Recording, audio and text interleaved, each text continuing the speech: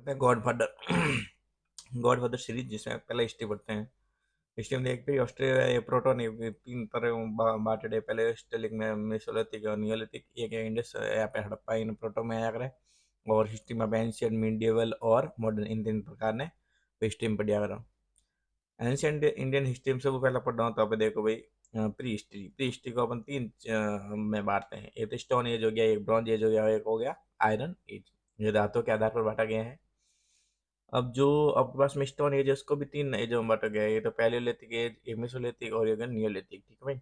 पूरा पाषाण, मध्य पाषाण और नवपाषाण युग।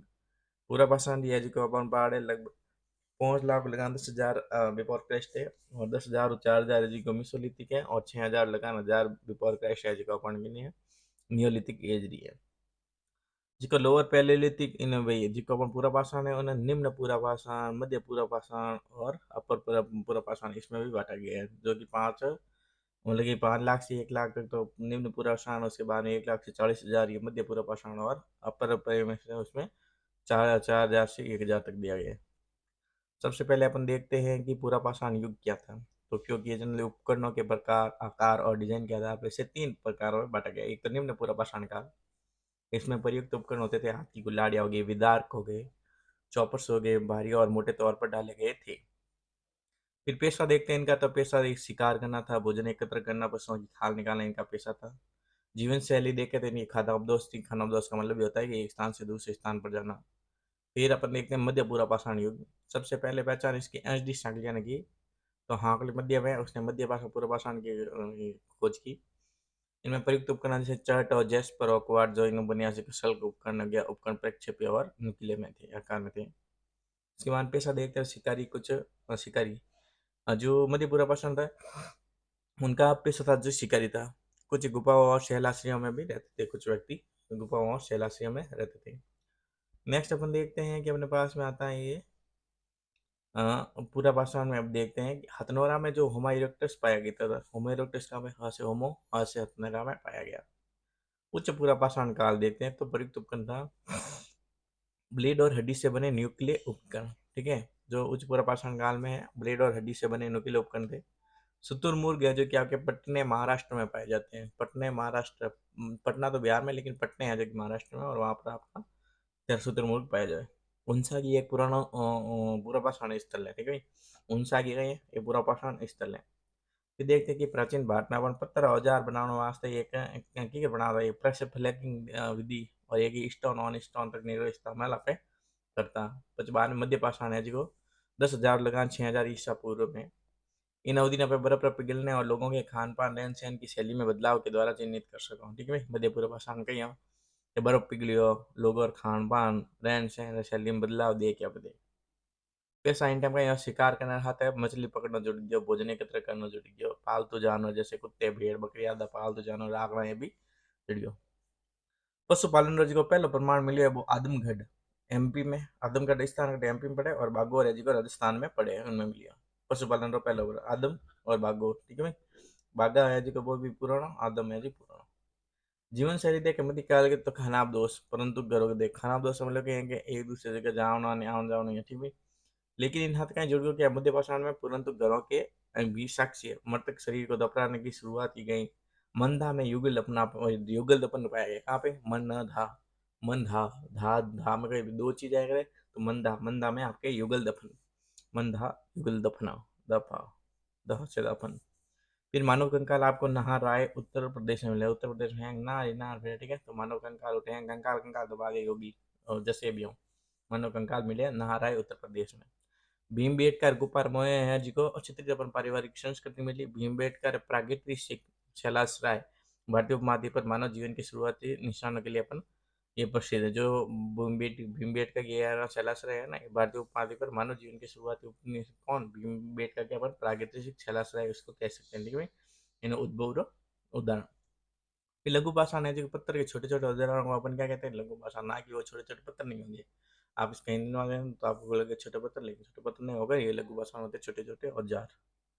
फिर नव पाषाण कहते हैं कि नया पाषाण युग और इसकी विशेषता बहुत महीन परत वाले छोटे और नुकीले पदार्थ औजार हैं। इन्हें अपन ब्लेड बरीन के नाम से भी जाना जाता है। ठीक है। नेक्स्ट अपन देखते हैं अपने पास में आता है कि आग का उपयोग किया गया बसे हुए शहर, गांव बड़े हुए और कृषि का पहला प्रमाण मिला किसमें? मध्य में। और कैटल हुई साइट है जो कि आपके तुर्की में स्थित है। कौन? कैटल हुई साइट। फिर मवेशी, घोड़ों और अन्य कृषि पशुओं को पालना इसका वही उदाहरण था। घरों में अनाज और पानी जमा करने के लिए इस्तेमाल किए जाने वाले मिट्टी के बर्तनों के ग्रे वेयर प्रकार के उपयोग के पे प्रमाण मिलता है अपन को, ठीक है, इसमें किसमें? मध्यकाल में। नौपाषाण स्थल देखते तो देखो भाई, मेहरगढ़। मेहरगढ़ है कृषि का पहला साक्ष्य कहाँ से मिला? मेहरगढ़। और ये बुलंद दर्रा के पास में पड़ता है, कौन सा? मेहरगढ़। फिर नेक्स्ट अपन देखते हैं गुप्त कराल और बुर्ज होम, ये कश्मीर है। ये गड्ढे में रहने वाले और बुर्ज होम से पुरातत्वविदों ने 5 जंगली कुत्तों की कब्र और एंटलर के सींग बरामद किए। गुप्त कराल और बुर्ज होम कट पड़े, दो ही कश्मीर में पड़े। और इनमें कहीं बुर्ज होम पुरातत्व 5 जंगली कुत्तों की कब्र और एक एंटलर के सींग बरामद किए। अब कोल्डीवा, कोल्डीवा स्थान है जो कि चावल की खेती में प्रसिद्ध है और उत्तर प्रदेश में स्थित है। कोल्डी हवा, कोल्ड गोल्ड चावल, ठीक है भाई, उत्तर प्रदेश में है। चिरांद है जो कि बिहार में है और चिरांद में अपन हड्डी और बढ़िया औजार मिलिया कर अपन चिरांद बिहार में। बुद्धिहाल जो कि कर्नाटक में एस मोल्ड साइट्स मिलिया करते हैं। बुद्धिहाल कर्नाटक में कहीं कहीं बढ़िया एस मोल्ड साइट मिली है, मोल्ड साइट्स मिली है। दहोजली हेडिंग है जो कि पॉलिश किए हुए पत्थर के औजार मिले अपन दहोजली हेडिंग और मिट्टी के पात्र और रसोई सामान मिले हैं। नौपाषाण कालीन स्थल है जो कि कैटल ह्यूइक है, सब प्रसिद्ध स्थलों में एक कौन है? कैटल ह्यूइक। आलूर नौपाषाण कालीन स्थल है जहाँ पर बाजरा की खेती के प्रमाण मिले, कहाँ पे? आलूर में, ठीक है। आलूर लगे तो बाजरे की खेती में। ताम्रपाषाण युग देखते हैं। पत्र और कांस्य के युग के बीच एक संक्रमण काल पड़ता है जो कि पत्र और कांस्य है, उन बीच में एक संक्रमण काल है। उनमें पत्थर और धातु दोनों का, तांबे के दोनों का उपयोग किया जाता है, ठीक है भाई। ना तो पत्थर को छोड़ा गया ना तांबे को पूरा रूप से यूज किया गया, ऐसा एक संक्रमण काल हुआ था। इसे प्रथम धातु युग के रूप में भी जाना जाता है, जिसे ताम्र युग भी कहा जाता है। पहली बार प्रयुक्त धातु कौन सी थी? तांबा थी। अब देखते हैं अपने पास में प्रमुख संस्कृति और उनके नाम। तो एक आहोर संस्कृति आती है, आहोर संस्कृति राजस्थान में गिल्लुंड संस्कृति के नाम से भी जाना जाता है। राजस्थान की संस्कृति कौन सी है? आहोर संस्कृति। दूसरी संस्कृति अपने पास में कायथा संस्कृति, ये अपने एमपी चंबल क्षेत्र में कायथा संस्कृति आया करे। પછી જોરવે संस्कृति और स्वालदा संस्कृति, जोरवे और तो महाराष्ट्र जोर देवे हवा देवे, ठीक है। जोरवे और स्वालदा संस्कृति। उन बाद में मालवा, माल है जो कि मध्य भारत में मिलिया ठीक है, तो मालवा संस्कृति। फिर अपन देखते हैं कि पूरा पाषाण काल की कोई साइट हो देखो जो तो भाई पंठा बड़े क्या पूरा पाषाण काल अपन साइट मिली है, तो पूरा पाषाण काल साक्ष्य मिलिया। पहली है जो कुरनूल की गुफाएं हैं जो कि आंध्र प्रदेश में है, ठीक है भाई। कुरनूल है भाई तो आंध्र प्रदेश, सौंदर्य है जो कुरनूल। फिर भीमबेटका है जो कि आपके पास में भीम का बेटा है जो कि मध्य प्रदेश में। भीमबेटका, बेटका म से मध्य प्रदेश। सोवन घाटी, सोवन जी है जी का पढ़ गए हैं, सोवन, सोवन जी पाकिस्तान गया तो पाकिस्तान। हिंगरौली, सिंगरौली यूपी में गए भाई, यूपी आर पार पंजाब, पंजाब में, यूपी में गए बहुत सारा सिंगरी अगर तो सिंगरौली यूपी में। फिर है कि मेसोलिथिक काल देखते हैं अपन, या फिर मध्य पाषाण काल देख लेते हैं। इसमें देखो दमदमा और सराय नहर, दमदमा और सराय नहर तो यूपी में सुबह घटे और सराय नहर मतलब कि सराय कट बनी है यूपी में बनी। फिर है कि गौरीकुंडम, गौरीकुंडम ये आपके आंध्र प्रदेश में है। और तिलवाड़ा, तिलवाड़ा है जो कि राजस्थान में। संगन कल्लू ये आपके कर्नाटक में पड़ता है, कहाँ पड़ता है संगन कल्लू? कर्नाटक में। फिर आपके पास में आता है नवपाषाण काल, तो नवपाषाण काल में आपके पास में कोल्डी हवा और इसमें देखो चौपानी। कोल्डी हवा और चापानी ये आपके पास यूपी से, ब्रुज होम आपके पास जम्मू कश्मीर से, मेहरागढ़ है जो कि आपके पास में, मेहरानगढ़ ये आपके पास में पाकिस्तान में, और पोयमपल्ली ये आपके पास तमिलनाडु नाम से पता चलता है। और पिकरी हल्ला और उडनूर कर्नाटक में। उसके बाद देखो चालकोलिथिक काल, जो ताम्र काल है उनमें देखो आहार और अपन पाड़े गिलुंड, ये सब राजस्थान में लिया कर दो, ठीक है। हमारे यहाँ नौ संस्कृति भी। उन बाद में जॉर्वे मध्य प्रदेश में, दाइमाबाद महाराष्ट्र में, अरिकामेडू तमिलनाडु में। फिर देखो दमदम, उसके उसके बाद कुछ तम तथ्य पढ़ते अपन। दमदमा है जो कि मिसोलिथिक साइट। एक तो दमदमा, दमदमा एक मिसोलिथिक साइट है। एक ही गुफा में 3 मानव कंकाल यहाँ से मिले। लहुरा देव, लोहरा देव जो फसल आपकी कहलाती है इसलिए प्रथम कृषि साक्ष्य आपके लोहरा देव मिला है। कोल्डी हवा जो कि चावल की खेती के लिए आपको प्रसिद्ध है, कौन सी है? कोल्डी हवा जो कि चावल की खेती के लिए प्रसिद्ध है, कोल्डी हवा। उसके बाद अपन देखते हैं कि अपने पास में एक हस्तिनापुर आती है जहाँ पे आपका रंग छवि आपको मिलती है। पहला जानवर आपके पास में कुत्ता है। बूढ़ जोम है जो कि आपके पास में गर्तावास स्थान है जो कि बूढ़ जोम है। फिर देखते हैं भीमबेटका का पाषाण आश्रय है जो कि भीमबेटका को 30,000 साल पुराना रॉक शेल्टर माना जाता है। किसको? भीमबेटका को। स्थान देखो विंध्य रेंज है आपके पास एमपी की तलहटी। Doctor V S Wakankar, doctor V S Wakankar के द्वारा खोजा गया इसको भाई, आपके विंध्य रेंज को, ठीक भाई। फिर देखते हैं इसमें पूरा पाषाण, मध्य पाषाण और नवपाषाण काल की साक्ष्य किसमें विंध्य रेंज में आपको सारे के सारे साक्ष्य मिल जाएंगे। विश्व सब पुराणों जी को पेट्रोगिल पर नहीं पेट्रोगिल मतलब कहीं चट्टान नक्काशी क्या करें और किन मिलिया कर अपन विंध्य रेंज माता भी मिलिया करें। फिर अपन नेक्स्ट देखते हैं अपने पास में नेक्स्ट दूसरा चैप्टर आता है अपने पास में इंडस सिविलाइजेशन या फिर जैसे बोलते हैं सिंधु घाटी सभ्यता। इसका पहला ही चीज देखो भाई जो कि आपके पास में इसका जो काल माना जाता है वो 3300 से आपके 1300 ईस्वी पूर्व तक। उसके बाद में इसमें देखते अपन विशेषता देखते तो पहली विशेषता थी आपके पास में पक्के ईंटों के घर बने हुए थे इसमें। यह उत्तर पश्चिम भारत और पाकिस्तान के क्षेत्र में पाया जाता था, मुख्य रूप से सिंधु नदी के आसपास पाया जाता है। अपनी समकालीन सभ्यताओं में सबसे बड़ी थी जैसे कि मिस्र और सुमेरियन और सिंधु सभ्यता थी, लेकिन इनमें सबसे बड़ी थी आपकी सिंधु घाटी सभ्यता। सबसे पुरानी भारतीय सभ्यता थी ये, ठीक है। और कांस्य सभ्यता थी, इसका कौन सी सभ्यता धातु के आधार पर कांस्य। ये मुख्य रूप से आपके पास में प्रोटोसी उपसभ्यता की पूजा। सिंधु घाटी सभ्यता एक कांस्य सभ्यता ही दूसरी देवता नहीं मुख्य पुरुष देवता है कि भगवान पूजा करता प्रोटोसी मतलब पशुपति नाथ त्रिपाण पूजा करता था। और शहरीकरण रूप में हेंगो पहले इन जानी जाएगा उत्खनन स्थल हड़प्पा और हेंगो पहले देखा जाना था एंड उन्हीं मात नाम रखी इन दयाराम शाह ने जगह 1921-22 में हड़प्पा खोज कर दी थी यानी 31 यानी 1931 यानी भारत तत्व सर्वेक्षण के महानिदेशक का पद बालकृष्ण संभाला दयाराम साहनी ने संभाला और 1944 में हड़प्पा की खुदाई का नेतृत्व दयाराम साहनी ने किया। रैम बिल्लर है जो एक ब्रिटिश पुरातत्वविद हो मतलब क्या कहीं पुरातत्वविद जाने 1940 के दशक में एक समान क्षैतिज रेखा रहते यांत्रिक रूप उत्खनन करण कहीं करी इन बजाय कहीं करी हो गया टीले की इस तरह की का इस तरह पालन किया पहला टाइम कहीं हो गया इस एक क्षैतिज रेखा खुआ तो यांत्रिक यंत्र और कुछ कर लेकिन हम क्या लोग टीले इस तरीके इन पालन करना आवश्यक है, ठीक है। वो बताओ हड़प्पा नटराज में हड़प्पा नटराज में एक पत्थर का पुरुष नृत्य करने वाले व्यक्ति की खोज की गई थी। हड़प्पा साइट को पहली बार 1872 में आपके पास सर अलेक्जेंडर कनिंगम द्वारा संक्षिप्त रूप से खुदाई की गई। तो हड़प्पा खोज कौन करी सर अलेक्जेंडर कनिंगम करी थी और संक्षिप्त रूप खुदाई करी थी। ईंट लुटेरों के द्वारा आपके पास शहर के दृश्य अवशेषों को ले जाने के 2 दशक बाद उन्हें अज्ञात मूल की एक सिंधु मोहर मिली। हड़प्पा में पहली व्यापक खुदाई है जो 1920 में दयाराम साहनी के द्वारा शुरू की गई थी, ठीक है। 1920 में दयाराम साहनी शुरू करी थी ना हड़प्पा की खोज पहली। उसके बाद आपके पास देखो कि हड़प्पा स्थल की खुदाई में जलाशय मिलिया नाले कुएं और एमिलिया अर्नेस्ट जी.एच. मैके और डोरिथी मैके ये सब इन्होंने एक प्रारंभिक सिंधु सभ्यता पुस्तक इसने की अर्नेस्ट जी.एच. मैके और डोरोथी मैके इन दोनों ने मिलकर प्रारंभिक सिंधु सभ्यता पुस्तक लिखी है। पश्चिमी छोर देखते थे अपने पास में सिंधु घाटी सभ्यता का देखो पश्चिमी छोर सुद का गेंडोर और अपने पास में जो पूरी छोर है वो आपके पास आदमपुर यूपी है। उसके बाद में आपके पास में उत्तरी छोर है जो कि मांडा जम्मू कश्मीर में है। और मांडा जो होता है ना ये मांडा स्थान इस मांडा स्थान की एक खूबी है कि वो शिल्प उत्पादन से नहीं जुड़ा है, ठीक है। मांडा में आपके पास शिल्प उत्पादन नहीं होता है, बाकी सभी स्थानों पर आपका शिल्प उत्पादन होता है, ठीक है। ये आपके पास में एक आया था, ठीक है।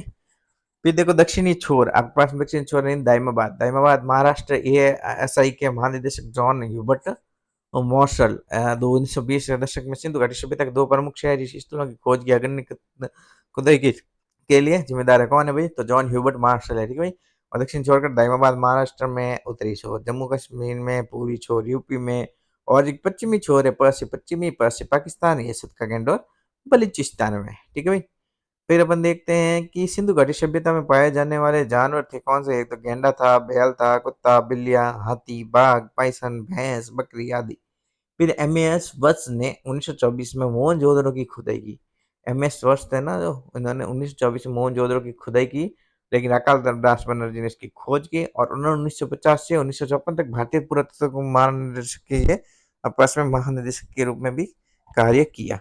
फिर नेक्स्ट अपन देखते हैं कि अपने पास में आता है नेक्स्ट इसके बाद में आता है अपने पास में जो कि ये है शहर नियोजन। शहर को 2 भागों में बांटा गया था, ये पूरी भाग गरीब वर्ग के लिए था और पश्चिमी भाग था यहाँ पर उठा हुआ हिस्सा और समाज अमीर वर्ग वास्तव सामाजिक पदानुक्रम में उपस्थिति प्रति करनी अगर जैसे कि शहर वगैरह से उपलों में लग रहा दिया बाकी नहीं गढ़ में लग रहा है क्या, ठीक भाई। तो ऐसे वगैरह सामाजिक इनमें अनुपस्थिति माने है। सड़कें है जो मुख्य सड़क और जोड़ने वाली सड़कों के साथ में आपका ग्रिड पैटर्न बनाते थे, ग्रिड पैटर्न आयताकार में थी। सफाई के लिए सभी घरों में मैन होलों को जोड़ने के लिए आपके पास में जल निकासी प्रणाली अच्छी तरह से विकसित थी। घर बहुमंजिल थी, उसमें आंगन खिड़कियां नहाने की जगह और कुछ ही घरों में अपने को ये थे। निर्माण सामग्री उपयोग है जो मानक आकार और आयाम वाले पक्की ईंटों से किया गया। उसके बाद प्रमुख हड़प्पा स्थल अपन देखें तो सबसे पहले अपने पास में हड़प्पा स्थल में आता है उत्खनन, देखो R.D. बनर्जी के द्वारा किया गया है हड़प्पा स्थल का खनन।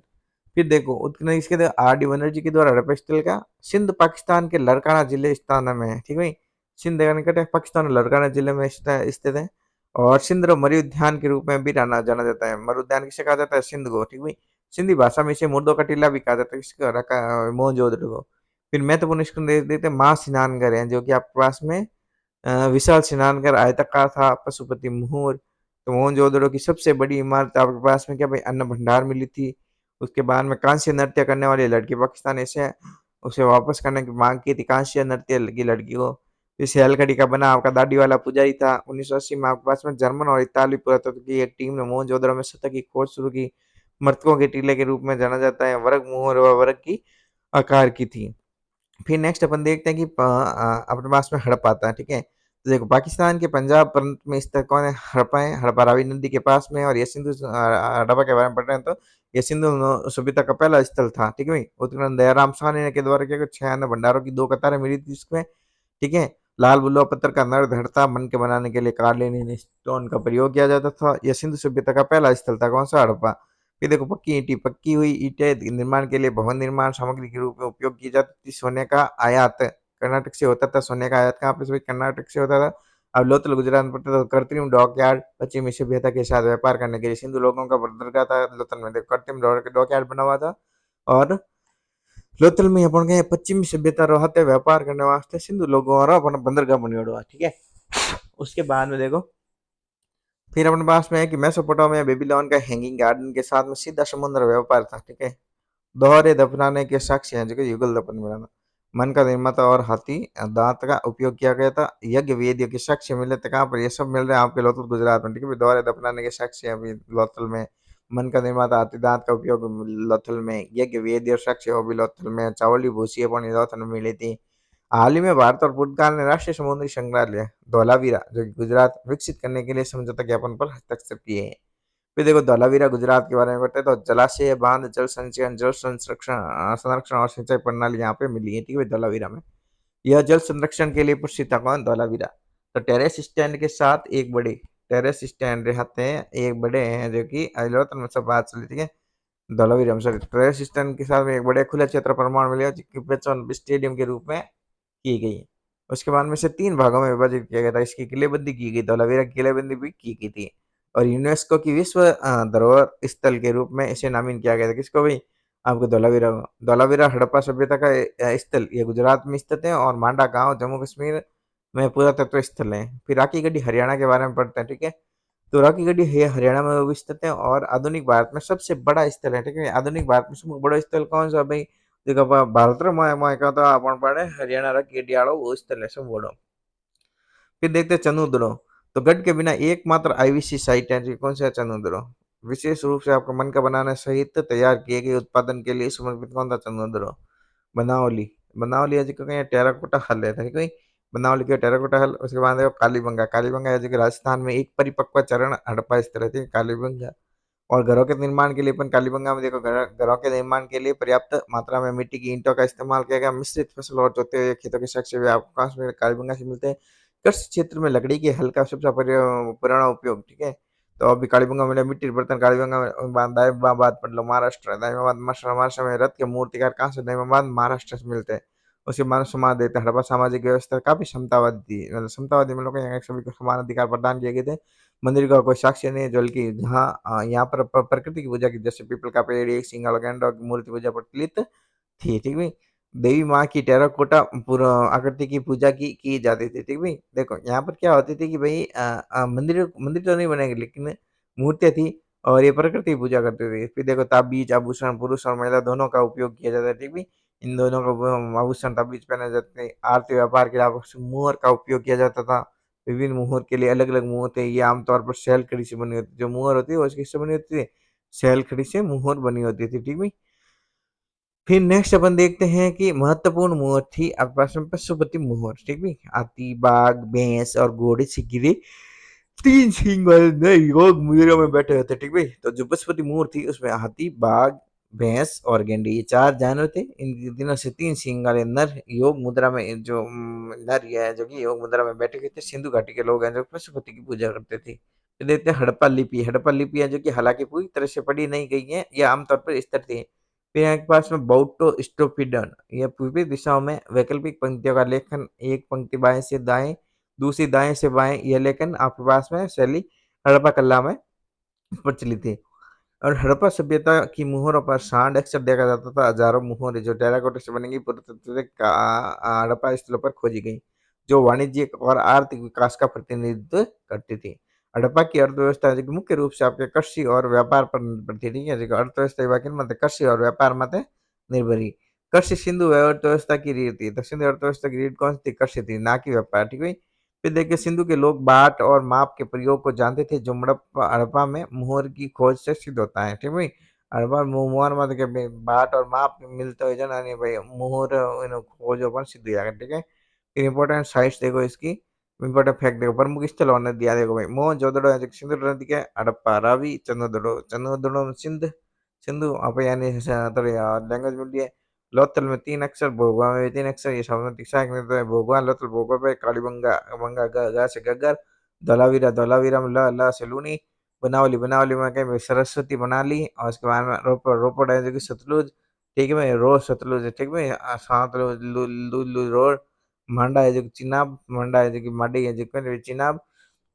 उसके बाद देखते हैं शॉर्ट गुई या फिर सतुगुई साइट अफगानिस्तान में स्थित है। हड़प्पा संस्कृति के स्थल जो सनौली है उत्तर प्रदेश में स्थित है। सुरकोटरा स्थल है जो कि गुजरात में स्थित है। सुरकोटरा कहाँ पे? गुजरात में है। फिर हड़प्पा सभ्यता में लौह धातु का न तो उपयोग होता था और न ही पाया जाता था। तांबे की धातु के बारे में ये जानते थे सिर्फ। ठीक है। मोहनजोदड़ो और हड़प्पा शहरों से पता लगता है कि ये सुनियोजित और शानदार व्यापक क्षेत्र के शहर थे। ठीक है। कौन ये? हड़प्पा वाली।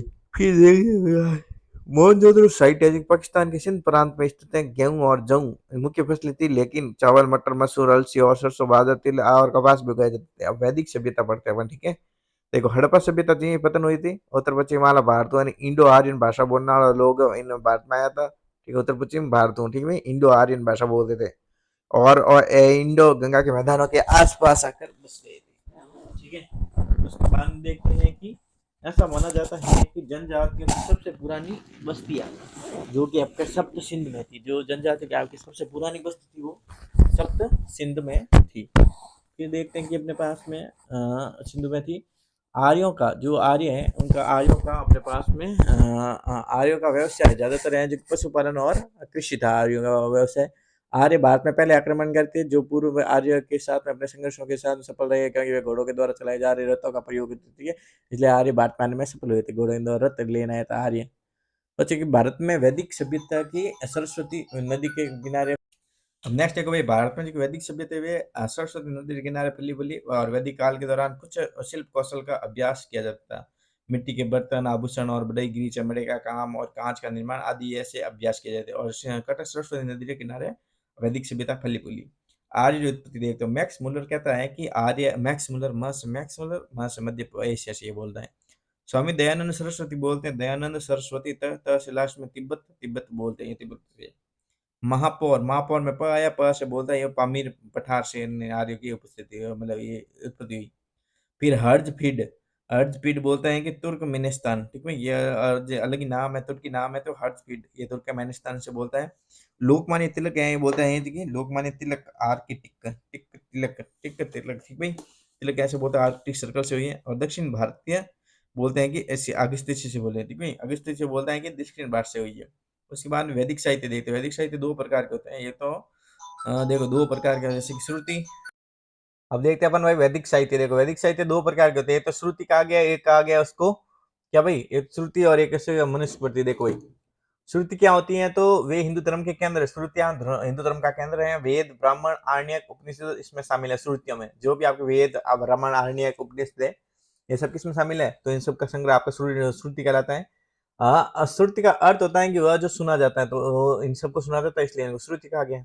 चार वेदों को अपन इंडियन आर्यन सभ्यता का सबसे पहला साहित्यिक रिकॉर्ड माना जाता है। ठीक है भाई, चारों वेदों जो इंडियन आर्यन सभ्यता है इसका सबसे पहला आपका साहित्यिक रिकॉर्ड किसको माना जाता है? चार वेदों को माना जाता है। मनुस्मृति है जो कि कानून के विषय से संबंधित है। जो मनुस्मृति है वो किसके? कानून से संबंधित है। फिर वैदिक गणित का सबसे महत्वपूर्ण ग्रंथ तो आपके पास में 16 सूत्र है, ठीक भाई, 16 सूत्र का इसका भाई वैदिक गणित का है।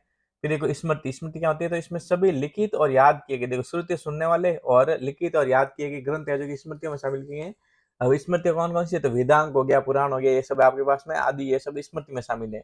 वेद त्रयी में आपके पास में 3 वेद है, एक तो ऋग्वेद, यजुर्वेद और सामवेद। अर्थवेद है जो कि वेद त्रयी का अंग नहीं, अर्थवेद सबसे बाद में आता है, जो टोटका वाला है। वेद श्रेष्ठ ज्ञान का प्रतीक है, ठीक भाई, वेद है जो कि श्रेष्ठ ज्ञान का प्रतीक है, और वेद 4 हैं, ठीक भाई।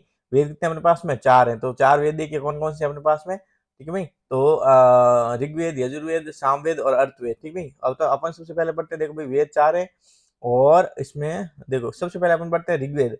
तो ऋग्वेद सबसे प्राचीनतम वेद है, और इसे अपन प्रथम धार्मिक ग्रंथ भी माना जाता है। यह प्रारंभिक आपके वैदिक युग की सभ्यता के बारे में जानकारी कौन देता है आपके पास में, जो प्रारंभिक वैदिक युग की सभ्यता की जानकारी आपको देगा, ऋग्वेद देगा। और ऋग्वेद में आपके पास में 1028 सूक्त हैं, भगवान की स्तुति इसमें गाए जाते हैं, ठीक भाई। स्तुति में 1028 सूक्त है जो भगवान की स्तुति में गाए जाते हैं, इसमें ऋग्वेद मंत्रावचरण है। इसमें 10 मंडल या फिर ग्रंथ होते हैं, ऋग्वेद में कितने हैं, 10 मंडल ग्रंथ, 10 28 सूक्त हो गए। अयस का अर्थ क्या होता है, धातु होता है, ठीक भाई, अयस्क मतलब धातु।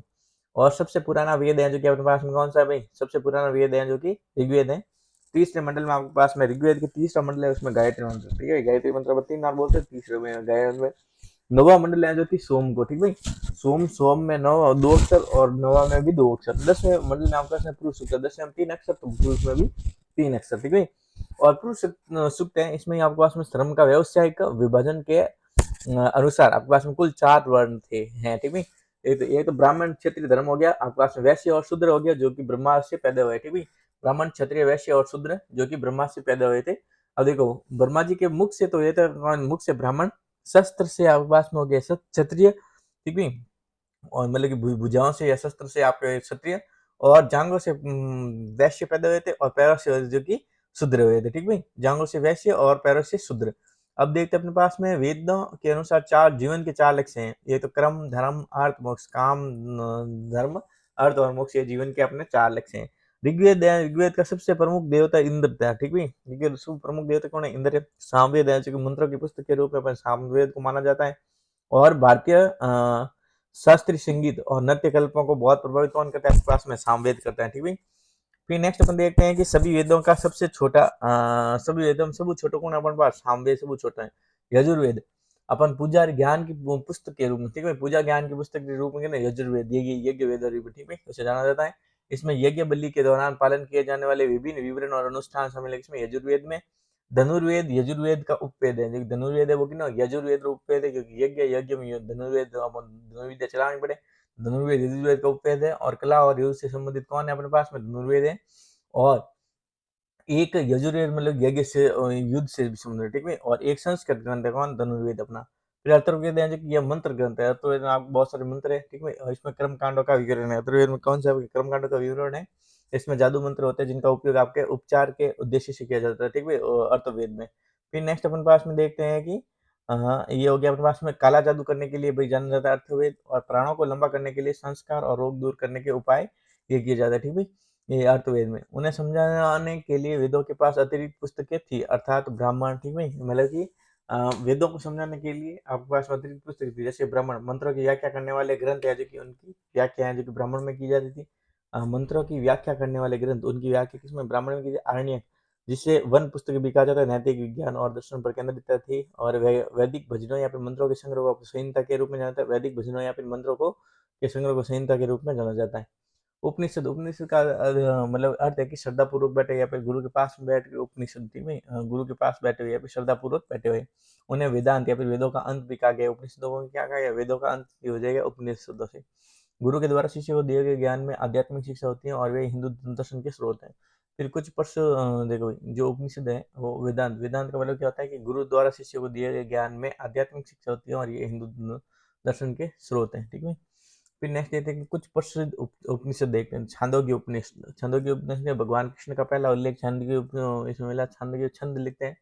फिर ब्रह्मा बृहदारण्यक उपनिषद, ये आपके पास में आत्मान स्व का आपके पास में उल्लेख करे, ठीक है। उसके बाद मुंडक उपनिषद, ये इसमें सत्यदेव में जयते शामिल है मुंडक उपनिषद में। फिर कथा उपनिषद, ये नचिकेता और यम की मृत्यु और जन्म के बारे में बातचीत की कथा उपनिषद में। वेदों के निरुक्त अंग, विस्तार और जटिल शब्दों के अर्थ के लिए जाने जाते हैं, ठीक है।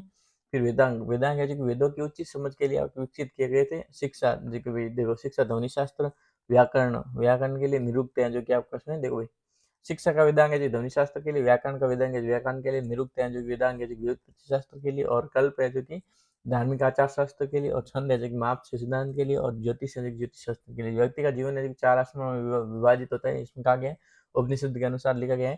ठीक है, ब्रह्मचार्य 25 वर्ष तक, गृहस्थ है जो कि आपके पास में 25 से 50 तक, उसके बाद में वानप्रस्थ है जो 50 से 75, और संन्यास है जो कि आपके पास में 75 से 100 तक। फिर गोपति वैदिक युग में मवेशियों के भगवान थे। ठीक है, गोपति कौन थे आपके पास में? ये वैदिक युग में आपको मवेशियों के भगवान को बोलते थे गोपति।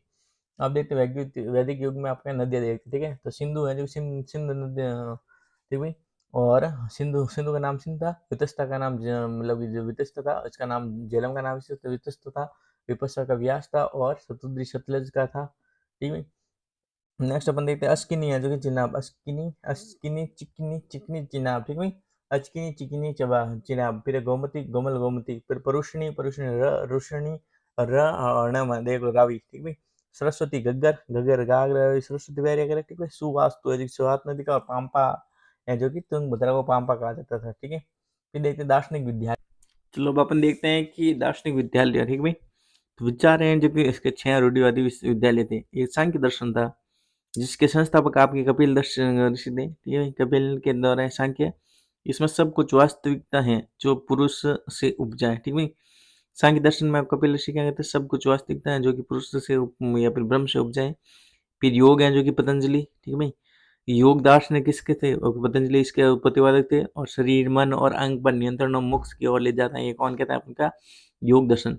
फिर न्याय दर्शन कहता है कि गौतम बुद्ध ने दिया था, गौतम ने दिया था न्याय दर्शन।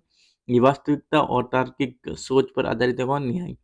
फिर एक वशिष्ठ, वशिष्ठ है जो कि आपके पास में वशिष्ठ दर्शन है जो कन्नड़ के द्वारा दिया गया है। ठीक है, और सभी वस्तुएं परमाणु से बनी है, ये वशिष्ठ कहते हैं। ठीक है, फिर देखते हैं अपने पास में पूर्व मीमांसा जो कि जैमिनी के द्वारा दिए गए हैं, ये वेद शाश्वत है, उसने कहा वेद शाश्वत है और सभी ज्ञान समाहित करते हैं। उत्तर मीमांसा जो कि बादरायण के द्वारा, पूर्व मीमांसा तो आपका जैमिनी, और उत्तर मीमांसा जो कि बादरायण के द्वारा दिया गया है।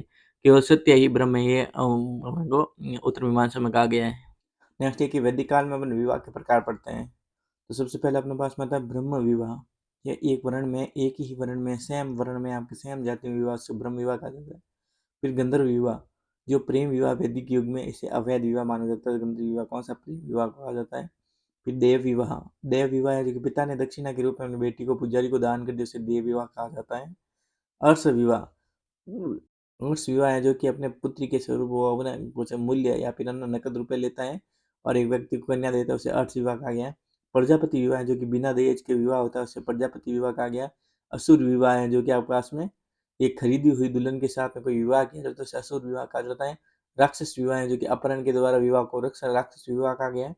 पैशाच विवाह, पैशाच विवाह है जो कन्या को बहला फुसला कर या बलात्कार करके उससे विवाह करना, यह पैशाच विवाह कहा गया है। फिर देखो वैदिक आर्यों का मुख्य भोजन दूध और उसके उत्पाद थे। वैदिक आर्यों के मुख्य भोजन क्या था? दूध और उसके उत्पाद थे। वैदिक लोगों के महत्वपूर्ण देवता अग्नि, इंद्र और सोम थे। वैदिक युग के दौरान एकत्रित कर, जो आपके पास में एकत्रित कर था, उसे बलि कहा जाता था। ठीक है, और लोगों के अपने महत्वपूर्ण देवता कौन से? इंद्र, अग्नि, इंद्र और सोम थे ये, और मुख्य भोजन दूध और उसके उत्पाद थे। वैदिक युग के दौरान एकत्रित कर जो बलि था, जिसमें आपके किसी व्यक्ति के लिए 1/6 कस्य या मवेशी शामिल थे। ठीक है, वैदिक जो टेक्स्ट हो उनका क्या था? बलि क्या था। ठीक है, फिर नेक्स्ट आपके पास में आता है कि ये अपने के वैदिक और बाद के वैदिक काल में अंतर क्या है? तो देखो, उपनिषद है जो कि हिंदू दर्शन का स्रोत है और सबसे पुराना उपनिषद है जो कि अपने पास में छांदोग्य उपनिषद है। फिर नेक्स्ट अपन पास में देखते हैं कि वैदिक साहित्य। तो वेद वे धार्मिक ग्रंथ हैं जिनकी रचना प्राचीन काल में वैदिक काल में हुई थी, इसे वैदिक अपन हो कहते हैं। कि भाई शतपथ ब्राह्मण वैदिक ग्रंथों में पहली बार है, पहले पूर्वी और पश्चिमी समुद्र उल्लेख मिला कर है। शतपथ ब्राह्मण वैदिक ग्रंथ में कामसूत्र है जो कि मूल रूप में 30 शताब्दी में भारतीय ऋषि कामसूत्र को लिखे वात्स्यायन इनके द्वारा। ठीक है भाई, वात्स्यायन में उसका वात्स्य लेता, वात्स्य से उसका कामना, कामना से कामसूत्र उसने वात्स्यायन ने लिखा था। फिर वैदिक साहित्य के प्रकार देते हैं, तो ये श्रुति साहित्य होते हैं, स्मृति साहित्य होते हैं। ठीक है, देखो ऋग्वेद में निम्नलिखित संस्थाओं का उल्लेख मिलता है। तो सभा, सभा किसकी थी? सामान्य लोगों की सभा थी। समिति, समिति थी जो कि आपके पास में उच्च प्रोफाइल या फिर ग्रामीण लोगों जैसे जनजाति के प्रमुख के सचिव चुनाव में शामिल थे। ठीक है, समिति क्या थे? एक थी विदत, विदत है जो सभी प्रकार के सामान्य लोग हैं तो उसको विदत में आते थे। नाट्य शास्त्र है जो कि नाट्य कला पर प्रसिद्ध ग्रंथ भरत मुनि के द्वारा लिखा गया। नाट्य शास्त्र किसके द्वारा? भरत मुनि के द्वारा लिखा गया, ठीक भाई। फिर देखो महाभारत के लेखक हैं जो कि महर्षि वेद व्यास जी थे। सिंधु सभ्यता और वैदिक संस्कृति में अंतर देखते हैं, ठीक है। देखो सिंधु, सिंधु में क्या आ गया भाई? शहरी थी और वैदिक ग्रामीण थी। मात्र शतात्मक थी सिंधु और वैदिक थी पितर शतात्मक। और सिंधु प्रतीक पूजक थी और यह प्रकृति पूजक थी, वैदिक थी भाई। और फिर कांस्य प्रधान संस्कृति कौन सी? सिंधु थी। और लोह प्रधान संस्कृति वैदिक थी। फिर प्रणालीगत थी आपके पास में ये भी, और प्रणालीगत वो भी थी, ठीक है। अब महत्वपूर्ण देखते हैं, ठीक है। तो कामरूप असम राज्य के नाम को ना, ठीक है, असम के राज्य का पहला नाम था क्या था? कामरूप था। महाभारत है जो कि जय संहिता का प्राचीन, महाभारत तो प्राचीन नाम के जय संहिता पश्चिम महाभारत का जो असम रो प्राचीन नाम है कामरूप और, ठीक है। उन्हीं प्रकार देखो मंदिर स्थापत्य कला की नागर शैली उत्तर भारत की एक प्रमुख मंदिर निर्माण की शैली, ठीक है। देखिए नागर शैली कटे भाई उत्तर भारत में, ठीक है। और वैश्य शैली दक्षिण। फिर देखते हैं बस में पूरा लेख का अर्थ क्या है, ठीक है। तो देखो शिलालेखों का अध्ययन अध्ययन है जो कि पूरा लेख का अर्थ अलग है, ठीक है। पूरा लेख मतलब कि शिलालेखों का अध्ययन। फिर देखो इस अवधि के दौरान खेती की जाने वाली फसलें, जैसे वैदिक काल के दौरान खेती की जाने वाली फसलें कहीं गेहूँ, चावल, जौ, दाल और तिल थी, ठीक है। फिर नेक्स्ट अपन देखते हैं, अपन महाजनपद देखेंगे। सबसे पहला देखते हैं अंग महाजनपद। अंग महाजनपद की राजधानी चंपा थी। स्थान कौन कौन से थे? भूगेल, मुंगेर और भागलपुर स्थान है जो कि अंग महाजनपद में होता। चंपा नदी के किनारे अंग अंग अंग में चंपी करो चंपा नदी, ठीक भी। और यह व्यापार मार्गों पर एक महत्वपूर्ण वाणिज्यिक केंद्र था और व्यापार यहाँ से सुवर्ण भूमि दक्षिण पूर्व एशिया जाते थे, ठीक है। सुवर्ण भूमि दक्षिण पूर्व एशिया क्या कहता था? सुवर्ण भूमि। फिर देखते हैं मगध, ठीक है। तो देखो राजधानी कौन सी थी मगध की? गिरिवर्ज या फिर राजगृह, ठीक है। और गया और पटना में ये थी, टीपी राज मगध कहाँ पड़ता? गया और पटना में आधुनिक। और मगध मगध है जो कि आपस में मगध जैन धर्म का केंद्र बन गया, ठीक है। मगध है जो कि जैन का धर्म का केंद्र बन गया था, ठीक है। मगध इसके राजनीतिक राजगृह जैन धर्म का केंद्र मगध, जिसने युद्धों में हाथी का इस्तेमाल किया। प्रथम बौद्ध संगीति राजगृह में हुई थी। फिर देखते काशी, तो बनारस और काशी, ठीक है। देखो ये वाराणसी में स्थित था। कौशल ने काशी पर अधिकार कर लिया, ठीक है। फिर वत्स देखते हैं, ठीक है। तो राजधानी आपको कौशाम्बी थी, ठीक है। वत्स की राजधानी कौन सी? वत्स कौशाम्बी, वत्स कौशाम्बी बस बस, ठीक है। वत्स कौशाम्बी। फिर इलाहाबाद, ठीक है। वत्स को वंश के नाम से भी जाना जाता है, ठीक है। और यमुना के तट पर स्थित है कौन? अपना कौशाम्बी वत्स, ठीक है। विद्याधर वंश में महाजनपद ने शासन काल में राजतंत्रीय स्वरूप का अनुसरण किया। राजधानी कौशाम्बी या फिर कौशाम्बी थी, ठीक है। यह आर्थिक गतिविधि के लिए केंद्रीय शहर था। 6वीं शताब्दी में व्यापार और व्यवसाय फला फूला। बुद्ध के उदय के बाद शासक उदयन ने बौद्ध धर्म को राजकीय धर्म बना दिया, ठीक है। फिर देखते हैं कौशल, ठीक है। तो देखो कौशल की राजधानी कहते हैं कौशल श्रावस्ती। कौशल श्रावस्ती, कौशल में श्रावस्ती, ठीक है। और ये कुशावती दक्षिणी नदी के किनारे, ठीक है। और आधुनिक नाम इसका अवध है। कौशल का आधुनिक नाम क्या? अवध है। फिर देखो अपने पास में कि पूर्वी उत्तर प्रदेश, ठीक है। तो इस क्षेत्र में रामायण से जुड़ा एक महत्वपूर्ण शहर अयोध्या भी शामिल था, ठीक है। पूर्वी उत्तर प्रदेश में एक कौन सा भाई आपके पास में रामायण से जुड़ा महत्वपूर्ण आपका ये अयोध्या। फिर सुरसेन मथुरा, तो इसकी पांचाल राजधानी है। मथुरा पांचाली, पांचाली तो मथुरा सुरसेन पांचाल, मथुरा राजधानी पांचाल थी। और अय क्षेत्र और काम्पिल्य, ठीक है। और अय क्षेत्र और काम्पिल्य के रहता भी, ठीक है। फिर रहते थे पश्चिमी उत्तर प्रदेश, ठीक है। तो बाद में शासन की प्रकृति राजवंशी गणतंत्र में स्थानांतरित हो गई, ठीक है। फिर देखो कुरु, कुरु की कौन सी थी राजधानी? इंद्रप्रस्थ थी। मेरठ और दक्षिणी पूर्व हरियाणा में आपके पास में कुरुवंश था। कुरुक्षेत्र के आसपास का क्षेत्र स्पष्ट रूप से कुरु महाजनपद का स्थल था। फिर देखते हैं पास में मत्स्य, ठीक है। तो राजधानी आपके पास में होगी विराटनगर, ठीक है। अतः की राजधानी कौन सी होगी? विराटनगर। और जयपुर में पड़ता है। और यह राजस्थान के आपके वर्तमान जयपुर, अलवर और भरतपुर क्षेत्र के आसपास में स्थित है, ठीक है। कौन सा अपने पास में? जयपुर वाली, ठीक है। फिर देखते हैं अपने पास में, देखिए कहता है चेदी महाजनपद। चेदी का गया स्वतित्वती और बुंदेलखंड क्षेत्र है इसका, और इसका उल्लेख है ऋग्वेद में किया जाता है, ठीक है। उसके बाद देखो राजा खारवेल के द्वारा चेदी वंश का सबसे महान शासक था और उसने कलिंग पर आसन कर दिया था। फिर देखते सत्यवती और सत्यवती नगर शक्तिमती चेदी राजधानी थी, ठीक है। सत्यवती चेदी वंश की राजधानी है, जी, ठीक है भाई। नेक्स्ट देखते हैं अवंती, अवंती उज्जैन ये होते हैं, ठीक भाई। उज्जैन और महिष्मती। फिर देखते हैं अपने पास बौद्ध धर्म के अध्याय के संबंध में अवंती का महत्वपूर्ण स्थल है। अवंती की राजधानी कौन थी? उज्जैन या फिर महिष्मती, ठीक है। अवंती के उज्जैन धर्म की राजधानी उज्जैन उत्तरी भाग और महिष्मती दक्षिणी भाग में स्थित था, ठीक है। फिर देखते हैं उदयन ने वत्स राजा के राजा के अनुसार उदयन ने वत्स राजा के अनुसार, ठीक है, ससुर था उदयन, ससुर थे वत्स राजा के अनुसार। और गांधार ने जो कि अपने पास में राजधानी तक्षशिला, ठीक है, गांधारी में राजधानी तक्षशिला, ठीक है, गांधार, ठीक है भाई। इसके बाद अपन देखते हैं रावलपिंडी। रावलपिंडी वर्तमान स्तर है आधुनिक पेशावर और रावलपिंडी पाकिस्तान और कश्मीर घाटी में गांधार का उल्लेख है, जो कि आपके पास में अर्थवेद मिलता है, गांधार का उल्लेख मिलता है, अर्थवेद मिलता है। और महत्वपूर्ण राजा पुष्कर शरीन था गांधार के घाटी में।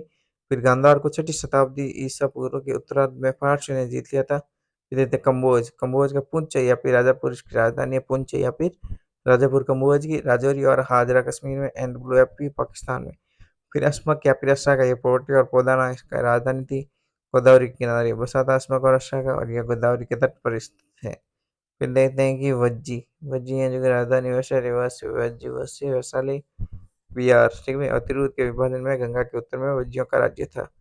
फिर नेक्स्ट अपन देखते हैं इसमें 8 वंश शामिल है, जिसमें सबसे शक्तिशाली लिच्छवी राजधानी वैशाली विदेहंस और राजधानी मिथिला जनतांत्रिक और कुंडलपुरा में स्थित है। गार्गी मैत्रेय और कपिला का घर मिथिला था, मल्ला, ठीक है। तो राजधानी कुशीनारा और मल्ला के मल्ल की कौन सा कुशीनगर, ठीक है। और देवराय और उत्तर प्रदेश में यह संबंध आधुनिक संबंध है, और इसका संदर्भ है बौद्ध धर्म महाभारत में मिलता था। और मल्ल एक गणतंत्र था। फिर कुछ प्रसिद्ध तथ्य देखते हैं। काशी। काशी में सूती कपड़ा प्लस घोड़े। महाजनपद के राजाओं ने किलों का निर्माण किया क्योंकि वे सुरक्षा प्रदान करते थे, ठीक है। फिर देखो प्राचीन भारत में श्रेणियां मर्चेंट से जुड़ी थी, ठीक है।